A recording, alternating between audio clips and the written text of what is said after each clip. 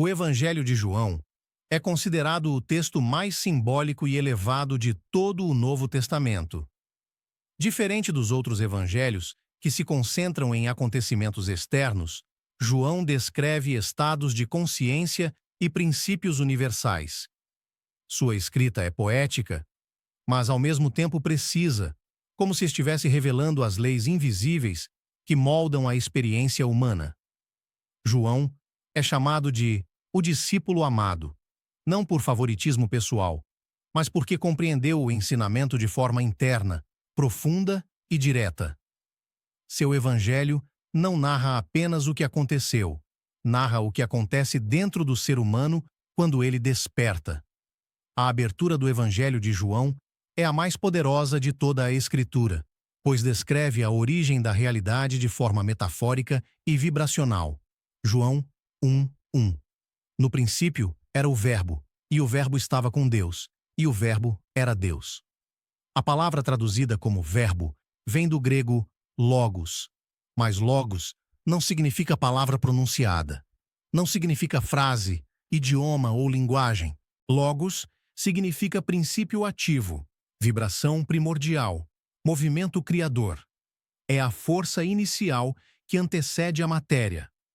É o impulso invisível que organiza a realidade antes que ela se torne forma. João não está descrevendo um momento cronológico. Está descrevendo o mecanismo fundamental da criação. Tudo começa como vibração, como consciência em movimento, antes de qualquer manifestação física. Essa revelação se torna ainda mais clara quando João afirma, João 1:3. Todas as coisas foram feitas por meio dele, e sem ele, nada do que foi feito se fez.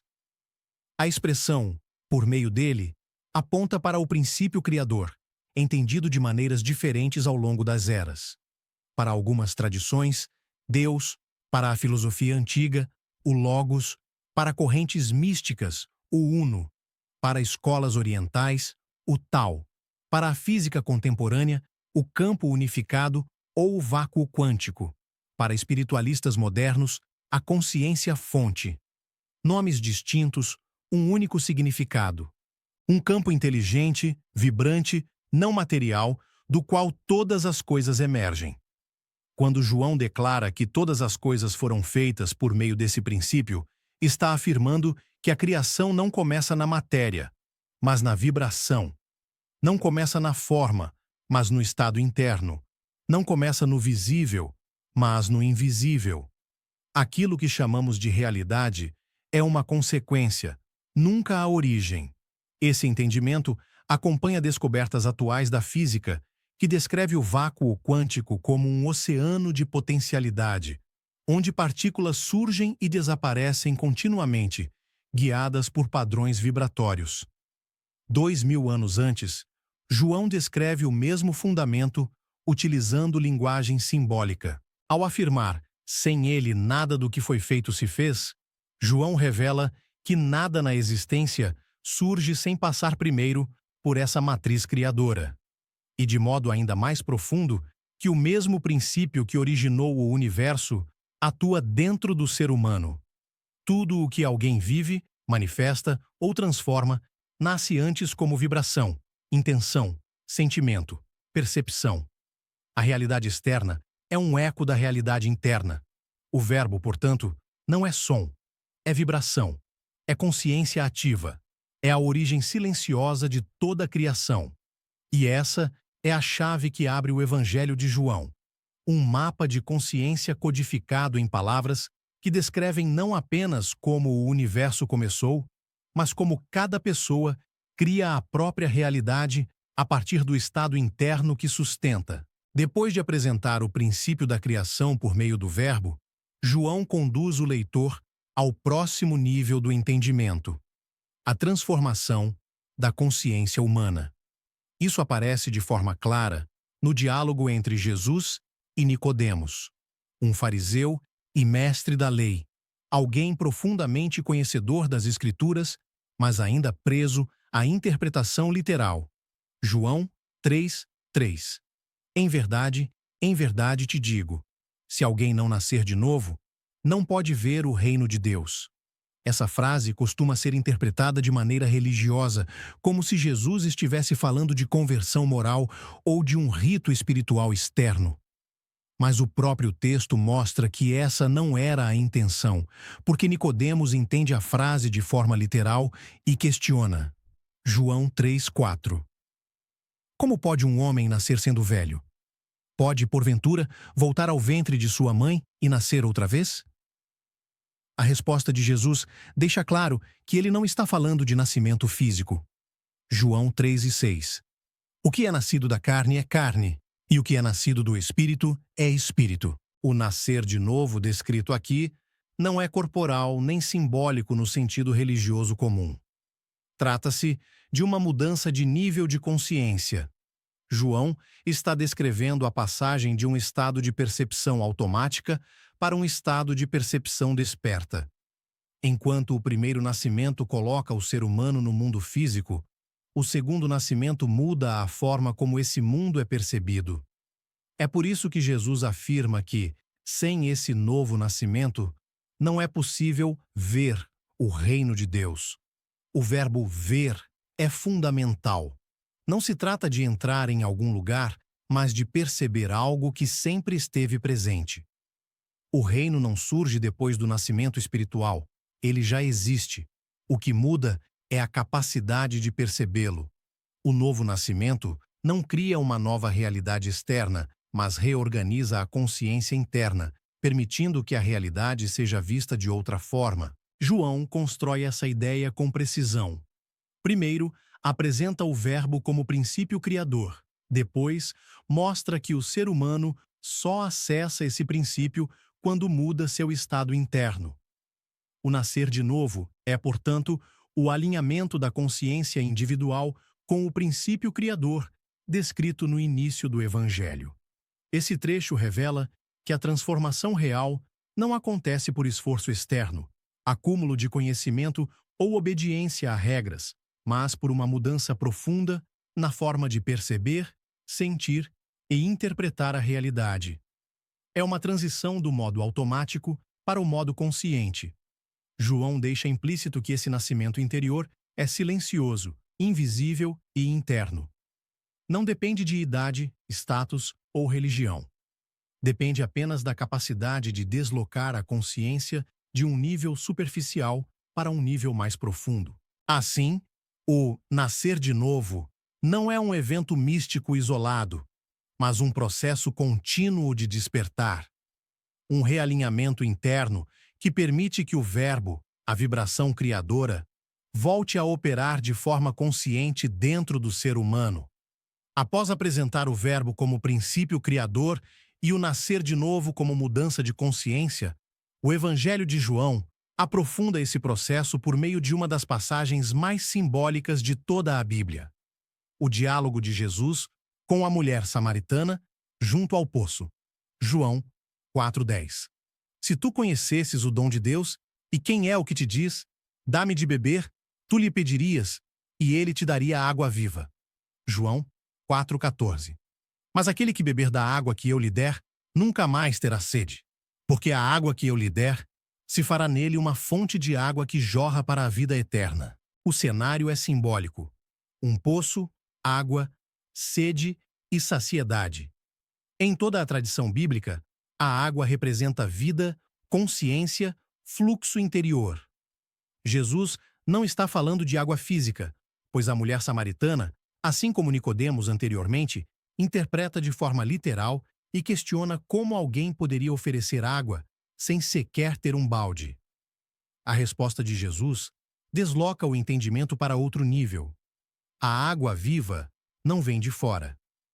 Ela não depende do poço, da profundidade, nem de meios externos.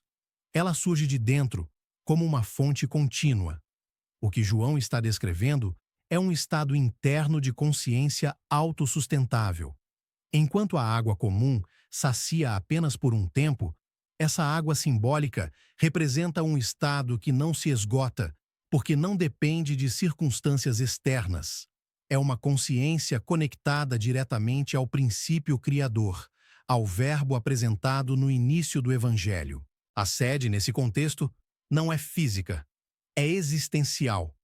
É a busca constante por algo fora que complete o que está faltando dentro.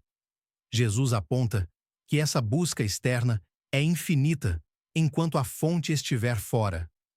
A transformação acontece quando a fonte passa a jorrar de dentro.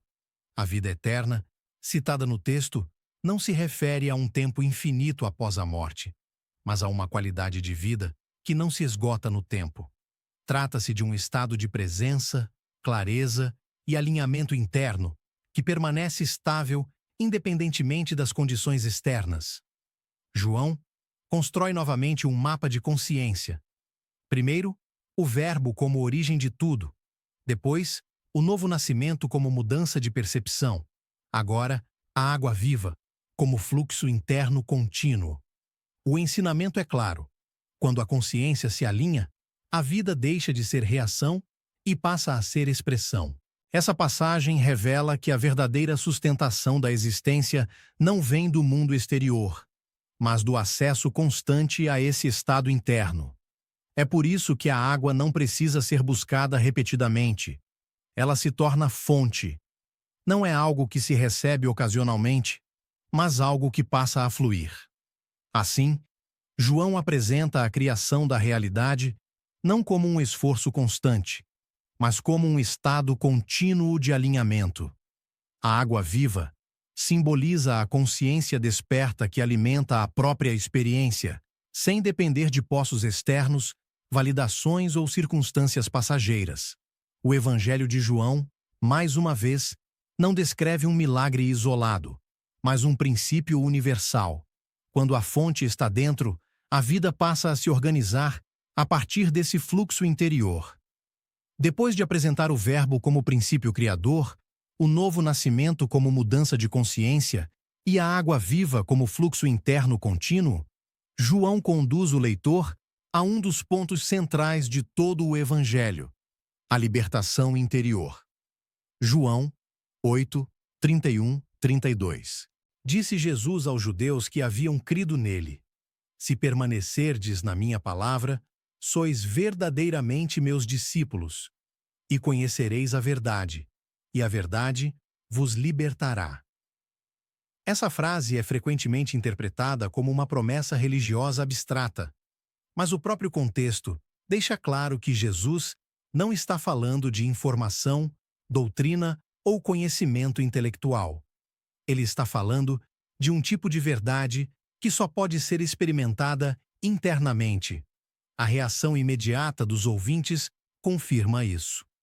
Eles se sentem incomodados e respondem que já são livres por serem descendentes de Abraão.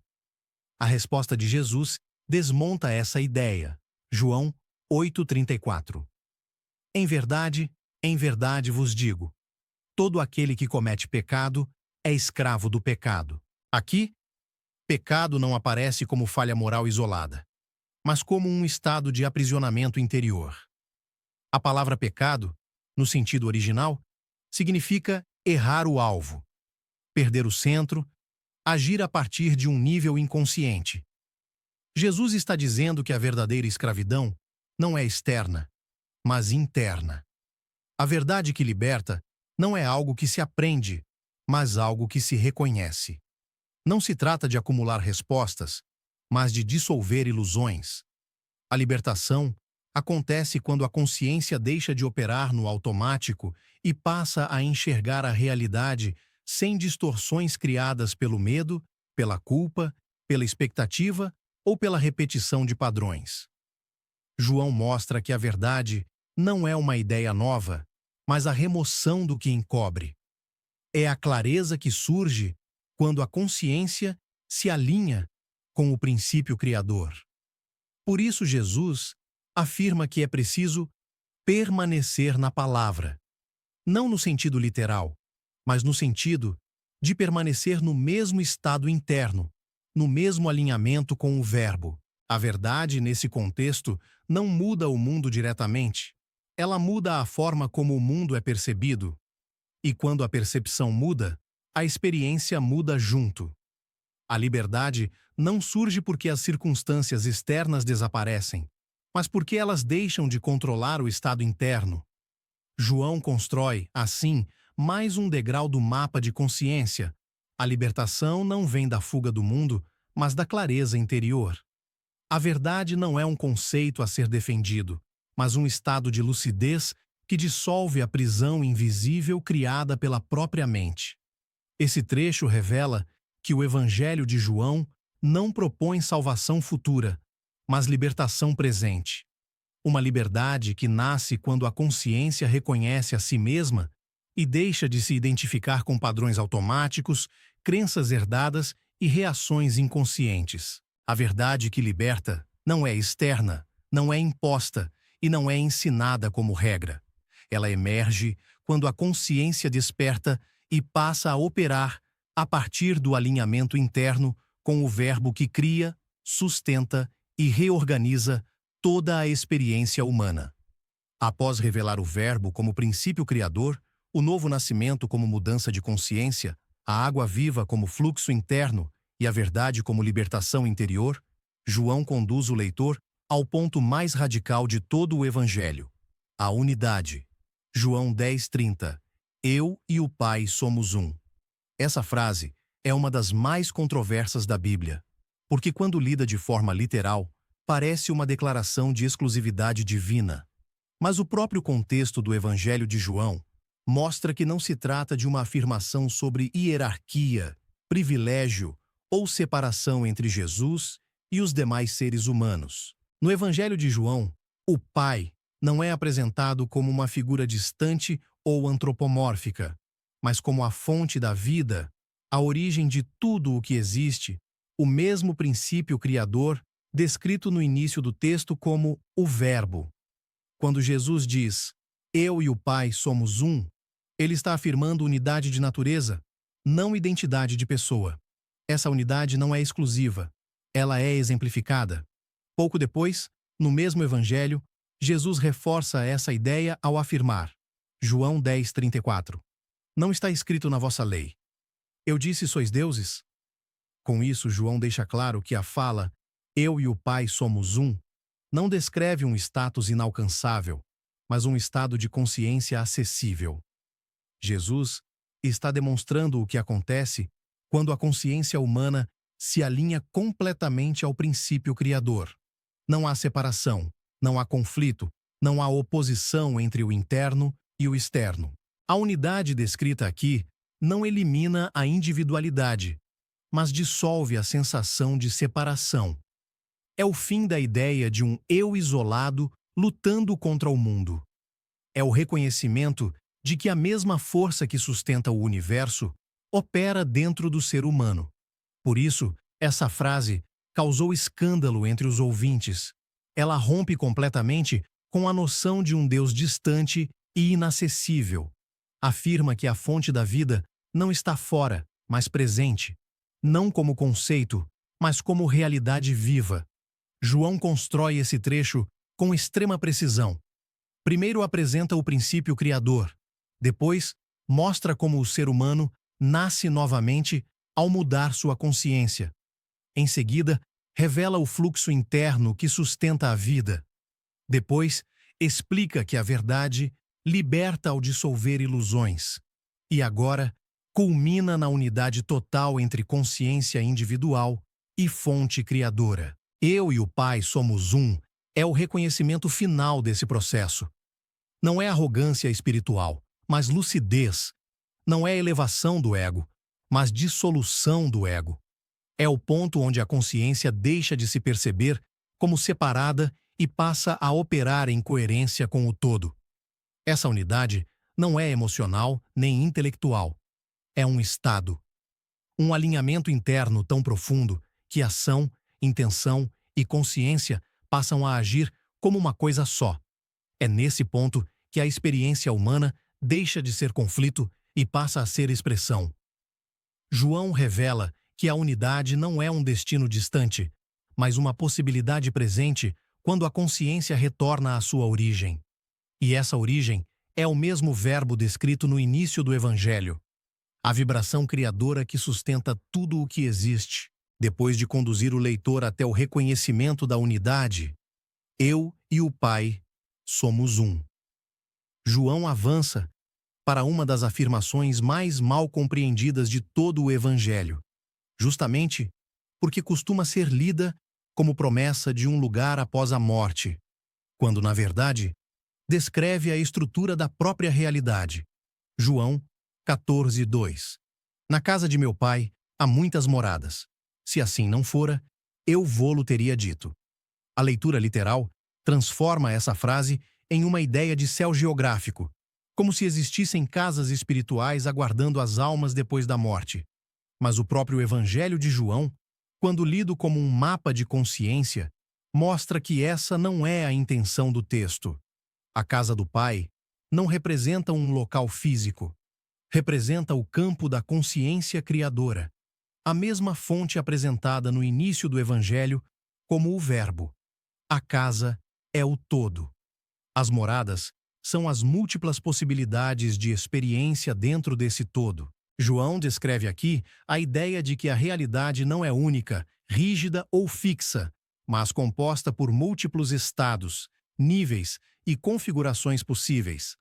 Cada morada representa uma forma de viver, perceber e experienciar a existência a partir de um determinado estado interno. Essa leitura se torna ainda mais clara quando Jesus completa. João 14:3. E quando eu for e vos preparar lugar, virei outra vez e vos levarei para mim mesmo, para que onde eu estiver, estejais vós também. Não se trata de deslocamento no espaço, mas de alinhamento de estado. Preparar lugar significa preparar a consciência para acessar uma nova forma de experimentar a realidade. Onde eu estiver, refere-se ao estado de unidade já descrito anteriormente, não a um ponto físico. João revela que a consciência humana pode transitar por diferentes moradas dentro do mesmo campo criador, não como punição ou recompensa, mas como consequência direta do estado interno em que se opera. A realidade vivida corresponde à morada ocupada. Essa passagem encerra o mapa apresentado ao longo do Evangelho de João. Tudo começa no Verbo, a vibração criadora. O ser humano nasce novamente ao mudar sua consciência, encontra uma fonte interna que sustenta sua experiência, liberta-se ao reconhecer a verdade, alcança a unidade com a fonte e, finalmente, passa a compreender que existem múltiplas possibilidades de viver dentro do mesmo campo da existência. As muitas moradas não são futuras nem externas. Elas são acessadas no presente, conforme o nível de consciência, clareza e alinhamento interno. João não está descrevendo o além, mas o agora. Não está prometendo fuga do mundo, mas expansão da experiência dentro dele. Essa afirmação final mostra que a realidade é vasta, flexível e responsiva à consciência. Não existe um único modo de viver, perceber ou criar. Existem muitas moradas possíveis dentro da mesma casa e cada uma se abre conforme o estado interno que se sustenta. Assim, João encerra seu ensinamento não com medo ou julgamento, mas com abertura. Um convite silencioso para compreender que a existência não é limitada, nem fixa, nem imposta, mas profundamente moldável a partir da consciência que a habita. Quando se observa o Evangelho de João como um todo, torna-se claro que ele não foi escrito para convencer, nem para impor crenças, nem para criar uma nova religião. Ele foi escrito para revelar leis universais que operam silenciosamente desde o início da existência. João descreve um percurso interno, da vibração que cria tudo, ao despertar da consciência, ao fluxo interno que sustenta a vida, à libertação das ilusões, à unidade com a fonte e, por fim, à multiplicidade de possibilidades que se abrem quando a consciência se alinha. Nada disso é abstrato, nada disso é distante. Nada disso pertence apenas ao passado. Essas leis continuam operando agora, em cada escolha, em cada estado interno, em cada experiência vivida. A diferença entre quem vive reagindo às circunstâncias E quem parece fluir com a vida não está na sorte nem no esforço excessivo, mas no nível de consciência a partir do qual se vive. Compreender essas leis é apenas o primeiro passo. A verdadeira transformação acontece quando esse entendimento deixa de ser apenas intelectual e passa a ser vivido no cotidiano. Quando a pessoa aprende a ajustar o próprio estado interno, a realidade começa a responder de outra forma. Caminhos se reorganizam, situações se transformam. O que antes parecia distante começa a se aproximar com naturalidade. Existe um momento na jornada em que estudar já não é suficiente. É preciso atravessar do entendimento para a experiência, do saber para o viver, do observar para o criar consciente. E para quem sente esse chamado, existe um caminho estruturado que ensina a cooperar com a realidade em vez de lutar contra ela, utilizando uma das técnicas mais precisas e eficazes já desenvolvidas para a cocriação consciente da vida desejada. Para quem deseja aprofundar esse processo, compreender melhor as leis que regem o universo e aprender a aplicá-las de forma prática, o acesso ao curso está disponível. O link para conhecer esse caminho com mais profundidade está na descrição deste vídeo.